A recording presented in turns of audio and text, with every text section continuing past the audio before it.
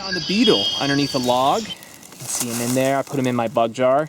Now you might say, Mr. Dan, I don't have a bug jar. How can I put the insects or the invertebrates that I find in it? Hey, if your mom has some Tupperware she doesn't mind you using, or some type of mason jar, you can make a bug jar out of this. Just because I have what's considered a bug jar or an insect jar doesn't mean that I couldn't use the Tupperware that my mom doesn't mind me using, or the mason jar I have at home. So use what you got. You don't have to go out and buy this stuff. You can use exactly what you have at home for things like this. And I can see the beetle, he's running around in there. He's ready to get out. So let's go ahead and let him out.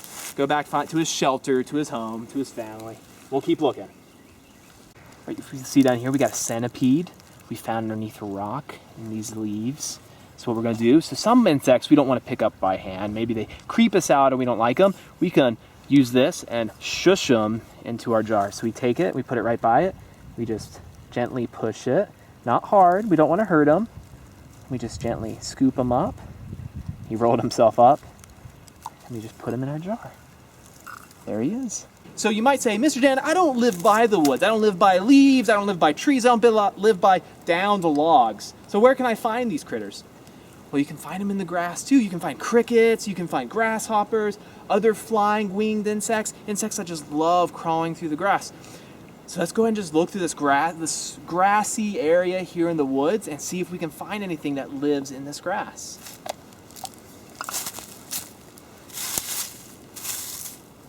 I was able to catch this fly as well. So we do find winged insects that love to live around the grass or in it.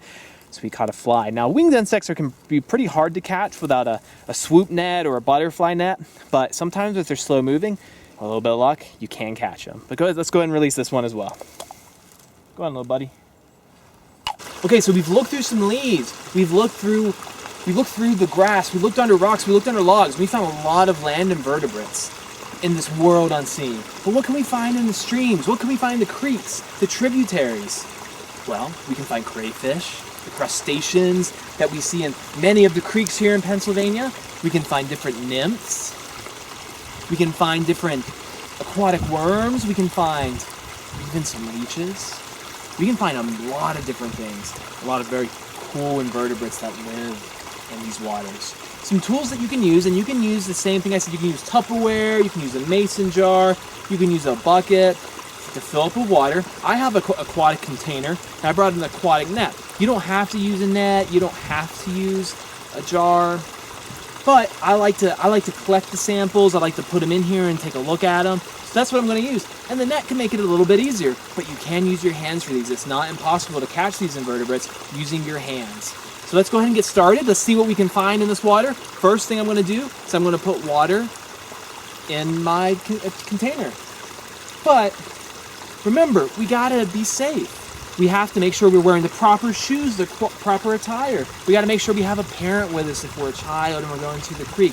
We got to make sure we check on the weather, make sure it's not going to be storming. So remember, our safety checks, we got to look around us. I don't see poison ivy. I don't see anything that could really hurt me. I don't see any glass in the creek. So I know this should be a pretty safe experience for me. So just make sure that you can do the same. And you might say, Mr. Dan, I don't have a creek near me for my parents to take me to.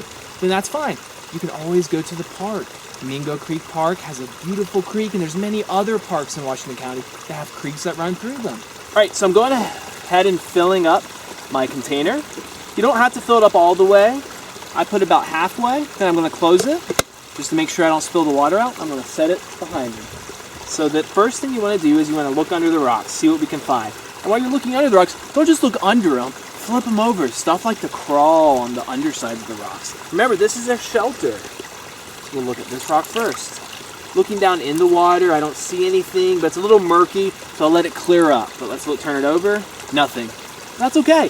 There's a lot of rocks in this creek, and I've got a lot of time to look through it and see what I can find. So we found a salamander right away underneath this rock. Now, salamander isn't an invertebrate, but it still calls this its habitat. It still calls this its home. It was using this rock as a shelter from us. So our first catch, we found a nymph. So nymphs are different types of flies. You got crane flies, you got Dobson flies, and dragonflies. They all lay their eggs in the water. They let the eggs hatch, and then they're in their larva state. Then they go through a metamorphosis, sort of like you could think of like a caterpillar into a cocoon or a chrysalis into a butterfly or moth, these go through the same type of metamorphosis. They live out here in the creek for several years, and eventually they'll go from the larva state into this state, the nymph state, and then they will go sprout wings and fly around for summer and mate. So this is what we found. We found a nymph out here in the creek. Finally caught ourselves a crayfish out here in the water. You can see it's a smaller one, but it is a crustacean. I'm gonna put it on my hand. So if you do find one, you wanna pick it up, you can always pick it up behind its pinchers because they will pinch, and the pinch does kind of hurt. So I'm gonna just put him down. You can see he's trying to intimidate me with his arms up. He's trying to swim. So let's go ahead and put him back in the water. You can see he's swimming around. How he uses his tail to swim backwards and nice and fast. So you see, we can find crayfish, we can find nymphs, we can find aquatic worms, water pennies, we can find leeches, different other invertebrates out in the water as well. This is a fun find. I love finding crayfish, also known as crawdads. But you also can just find things in the leaves, in the grass.